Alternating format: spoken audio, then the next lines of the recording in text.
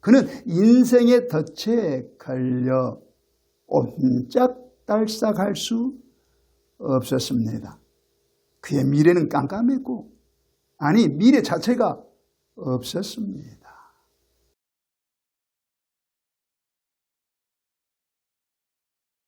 본문 스토리에 등장하는 주요 인물은 바디메오입니다. 그는 어떤 사람이었을까요? 46절 말씀을 보시겠습니다. 그들이 여리고에 이르렀더니 예수께서 제자들과 허다 무리와 함께 여리고에서 나가실 때에 디메오의 아들인 맹인 거지 바디메오가 길가에 앉았다가, 이 말씀에 의하면 바디메오는 디메오의 씨의 아들이었습니다. 또 그는 맹인이었습니다. 두 눈을 보지 못하는 시각장애인이었습니다. 또 그는 그걸로 목숨을 연명하던 거지로서 여리고에서 활동하고 있었습니다. 바디메오에 대한 이런 기초적인 자료를 통해서 우리는 그가 매우 비참한 처지에 놓여 있었음을 알 수 있습니다. 이 당시 거의 대부분의 유대인들은 본인이 하나님 앞에 중환죄를 짓거나 그 부모가 중환죄를 지어서 하나님께 저주를 받아 장애인이 된다고 생각하고 있었습니다. 또 이런 장애인, 거지를 인격적으로 존중하던 시대는 아니었습니다.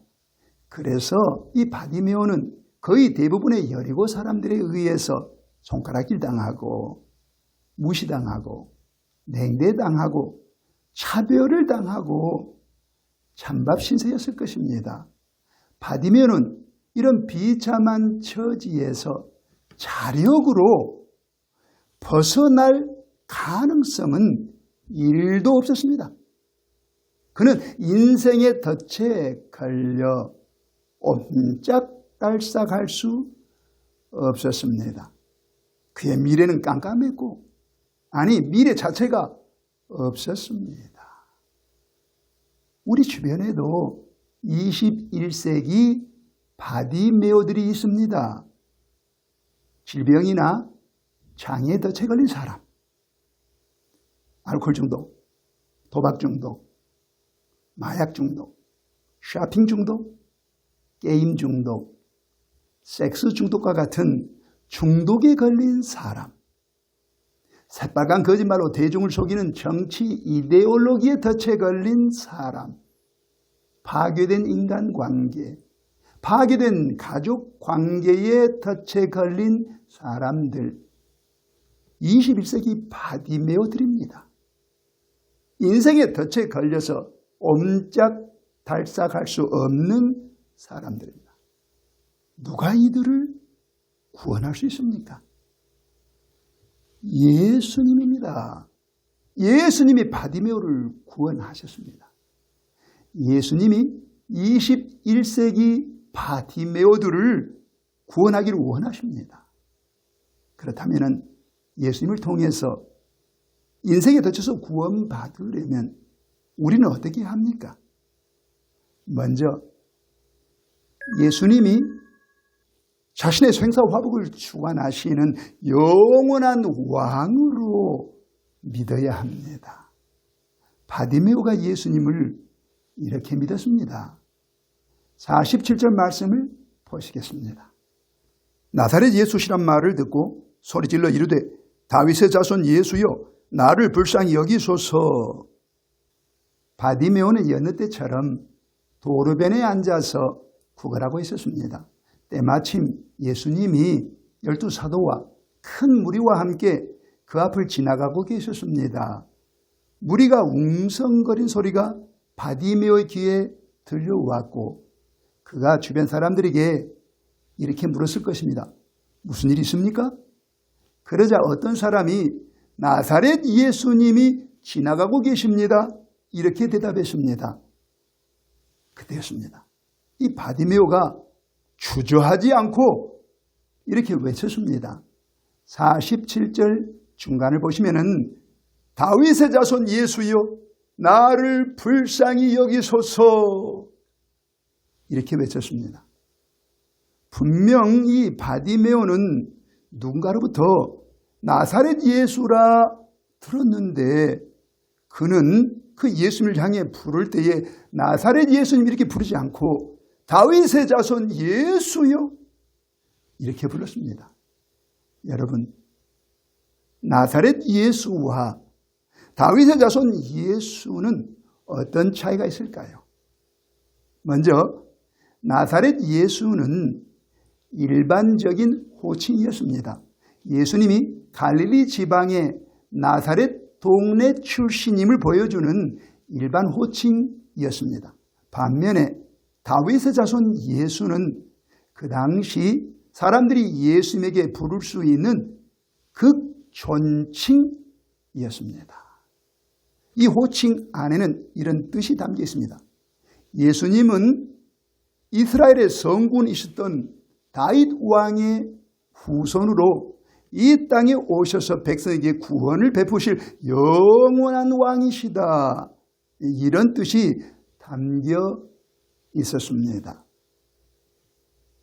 바디메오는 예수님을 이렇게 믿었던 것입니다. 그런데 바디메오가 어떻게 해서 예수님을 이렇게 믿을 수 있었을까요? 그에 대해서 성경은 침묵을 유지하고 있습니다. 그러나 우리는 상식적으로 판단할 수 있습니다. 언젠가 어떤 전도자가 그에게 와서 예수님을 이렇게 소개했을 것입니다. 예수님은 나사렛 예수라 불리지만 사실은 다윗 왕의 혈통을 이어받은 그 후손입니다. 그리고 그분이 이 세상에 오실 것에 대해서는 이미 성경에 예언되어 있습니다. 사무엘하 7장이나 이사야서 11장에 보면은 그분이 이 땅에 오실 것으로 예언이 되어 있습니다. 그분은 이 땅에 하나님의 아들로 그리고 이스라엘의 왕으로 오셨습니다. 그리고 그분은 백성들에게 구원을 베푸시는 왕이십니다. 구원자 곧 메시아이십니다. 그래서 많은 병자들이, 많은 장애인들이 예수님을 만나 구원을 받았습니다. 당신도 두 눈을 보지 못하잖아요. 그런 당신이 예수님을 만나게 되면 두 눈이 열리는 놀라운 기적을 체험하게 될 것입니다. 이 예수님을 믿으십시오. 아마 이렇게 전도를 받았을 것입니다. 그때 이 바디메오가 선택할 수 있는 선택지는 두 가지였습니다. 하나는 그런 예수님을 믿지 못하겠는데요 이었고, 다른 하나는 그 예수님을 믿겠습니다 이것이었는데 바디메오는 후자를 선택했습니다. 바디메오는 예수님을 다윗의 자손으로 믿기로 결심했습니다. 즉 자기의 두 눈을 열어주실 수 있는 분, 그래서 자기의 삶의 미래를 주실 분, 즉 그의 생사화복을 주관하시는 영원한 왕으로 믿기로 결단한 것입니다. 바로 그때였습니다. 그가 예수님을 이렇게 믿기로 결심했을 때 그의 삶에 놀라운 변화가 생겼습니다. 어떤 변화일까요? 그에게 꿈이 생긴 겁니다. 꿈을 꾸게 된 겁니다. 어떤 꿈? 그것은 곧 그의 두 눈이 열리는 꿈이었습니다. 그래서 그의 인생의 덫에서 벗어나게 되는 꿈을 꾸게 된 겁니다.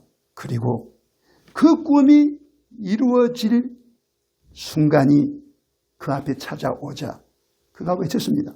다윗의 자손 예수여 나를 불쌍히 여기소서. 예수님은 바디메오의 이 믿음을 너무너무 기뻐하셨습니다. 그래서 그에게 이렇게 말씀하십니다. 52절 말씀을 보시겠습니다. 예수께서 이르시되 가라 너의 믿음이 너를 구원하였느니라 하시니 그가 곧 보게 되어 예수를 길에서 따르니라. 너의 믿음이 너를 구원하였느니라. 예수님이 바디메오의 믿음을 너무너무 기뻐하셨다는 증거입니다. 그 결과 바디메오의 삶에 어떤 일이 벌어졌습니까? 두 눈이 열리는 놀라운 기적이 났습니다. 그리고 그가 예수님을 따르기 시작합니다. 그에게 밝은 미래가 열린 것입니다. 믿음이 중요합니다. 예수님을 어떤 분으로 믿는가가 중요합니다. 여러분에게 있어서 예수님은 나사렛 예수신가요? 아니면 다윗의 자손 예수님입니까? 두 번째로 우리가 예수님을 통해서 인생의 덫에서 구원받으려면 어떻게 합니까? 예수님의 음성이 그 귀에 들릴 때까지 부르짖어 주님을 찾아야 합니다. 부르짖어 주님을 찾는다. 이걸 현대적으로 표현하면은 부르짖는 기도, 즉 통성 기도입니다. 바디메오는 부르짖어 기도하면서 주님을 찾았습니다. 47절 말씀을 보시겠습니다. 나사렛 예수시란 말을 듣고 소리질러 이르되 다윗의 자손 예수여 나를 불쌍히 여기소서 하거늘. 이처럼 바디메오는 예수님을 향해서 소리 질렀습니다. 부르짖어 기도한 것입니다. 우리가 이처럼 주님을 향해서 부르짖어 기도하다 보면은 우리의 기도를 중단하게 만들고 우리의 기도를 포기하게 만드는 어떤 장애물을 만나게 될 수 있습니다. 어떤 장애물일까요? 사람의 장애물입니다. 바디메오는 부르짖다가 사람의 장애물을 만났습니다. 48절 말씀을 보시겠습니다. 많은 사람이 꾸짖어 잠잠하라 하되 그가 더욱 크게 소리질러 이르되 다윗의 자손이여 나를 불쌍히 여기소서 하는지라. 많은 사람이 그를 꾸짖었습니다. 어떻게 꾸짖었습니까? 잠잠하라. 시끄럽다. 너만 여기 있느냐? 좀 조용히 해. 이렇게 그를 꾸짖었습니다. 사람의 장애물을 만나게 된 것입니다. 그러나 바디메오는 그 장애물 앞에 무릎 꿇지 않았습니다. 장애물을 뛰어넘었습니다. 그리고 그는 계속해서 더욱 크게 소리질러 다윗의 자손 예수여 나를 불쌍히 여기소서 이렇게 소리질렀습니다. 이때 우리가 주목해야 할 동사 하나가 있는데 소리질러 이 동사입니다. 이 동사는 헬라어 성경에 의하면 반복된 행동을 의미합니다. 즉 바디메오는 사람들이 그를 향해서 잠잠해 이렇게 꾸짖을 때마다 오히려 소리를 더욱 키워서 다윗의 자손 예수여 나를 불쌍히 여기소서 다윗의 자손 예수여 나를 불쌍히 여기소서 이렇게 주님을 향해서 부르짖었던 것입니다. 그래서 주님의 음성이 그의 귀에 들려오게 됩니다. 그런데 여러분 여기서 여러분에게 질문 하나 하겠습니다. 언제까지 부르짖어야 주님의 구원이 우리에게 임하게 될까요?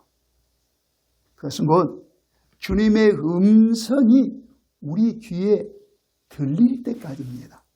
주님의 음성이 우리 귀에 들릴 때까지 우리는 부르짖어 기도하기를 포기해서는 안 됩니다. 바디메오가 그랬습니다. 49절 말씀을 보시겠습니다.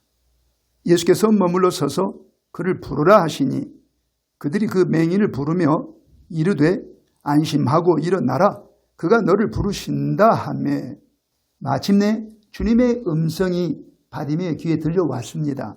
그 결과 그가 인생의 덫에서 구원받게 됩니다. 그런데 이처럼 우리가 부르짖기를 시작해서 마침내 주님의 음성이 우리 귀에 들릴 때까지 그 사이에 우리가 유념해야 할 것이 하나 있습니다. 그것은 곧 우리 안에 생긴 그 꿈, 우리가 꾸기 시작한 그 꿈을 절대로 포기해서는 안 된다는 것입니다. 우리는 그 꿈을 끝까지 단단히 붙들어야 합니다. 주님은 우리에게 이것을 원하십니다. 바디메오는 그 꿈이 이루어질 때까지 끝까지 꿈을 붙들었습니다. 51절 말씀 보시겠습니다. 예수께서 말씀하여 이르시되 너에게 무엇을 하여 주기를 원하느냐? 맹인이 이르되 선생님이여 보기를 원하나이다. 보십시오. 주님께서 바디메오를 만나 뭐라고 질문하셨습니까? 너에게 무엇을 하여 주기를 원하느냐? 이는 곧 너의 꿈이 뭐냐? 이렇게 물으신 것입니다. 그러자 바디메오가 이렇게 대답합니다. 선생님이요 보기를 원하나이다. 이 말은 곧 선생님 제 꿈은 보는 것입니다. 이것이었습니다. 즉 바디메오는 그 꿈이 이루어질 때까지 그 꿈을 포기하지 않았습니다. 이것이 중요합니다. 주님은 이것을 중요하게 여기십니다. 여러분 가운데 이런 분이 있습니까? 사랑하는 자녀가 친구를 잘못 만나서 빗나갔을 때 그 부모는 어떻게 해야 됩니까? 좌절하거나 절망해서는 안 됩니다. 반드시 그 자녀가 부모의 품에 돌아오는 것을 꿈꿔야 합니다. 그리고 그 꿈을 단단히 붙들고 부르짖어 기도해야 합니다. 또 사랑하는 남편이 아내에게서 마음이 떠나 다른 여자에게 향하고 있다면 그 남편의 마음이 아내에게 다시 오기를 꿈꿔야 합니다. 그리고 그 꿈이 이루어질 때까지 꿈을 단단히 붙들고 부르짖어야 합니다. 또 경제적으로 파산한 분이 있습니까? 절망하지 마십시오. 여러분이 다시 경제적으로 회복되는 꿈을 꾸시기 바랍니다. 그리고 그 꿈을 단단히 붙들고 부르짖어 기도하시기 바랍니다. 그렇게 되면 반드시 여러분의 귀에 주님의 음성이 들려오게 될 것입니다. 그 음성 곧 내 믿음이 너를 구원하였느니라 이 음성입니다. 사랑하는 여러분, 우리 예수님은 우리의 생사화복을 주관하시는 영원한 왕이십니다. 그분이 우리의 기도에 응답하실 때까지 부르짖어 기도하면서 주님을 찾아야 합니다. 그런 분에게 주님께서 인생의 덫에서 구원받는 놀라운 선물을 주실 것입니다.